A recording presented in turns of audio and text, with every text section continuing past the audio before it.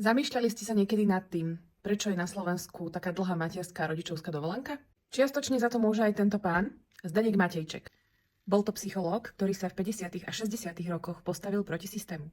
Komunistický režim totiž potreboval ženy hlavne v práci, aby budovali socializmus, a deti boli prekážka. Riešením boli jasle. Od najútlejšieho veku. Celodenné, často celotýždenné. Matky sa mali čo najrýchlejšie vrátiť do práce a citová väzba bola považovaná za zbytočný sentiment. No a Matejček tomuto úplne neveril. Začal skúmať, čo dlhodobé odlúčenie robí s deťmi. Spolu s Jozefom Langmajerom definovali pojem psychická deprivácia a vydali o tom prelomovú prácu v roku 1963. Na základe tejto práce vznikol aj dokumentárny film Deti bez lásky.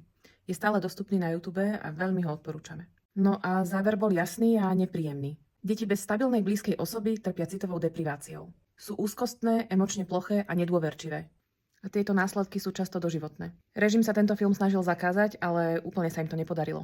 Dostal sa na festival v Benátkach a získal niekoľko ocenení.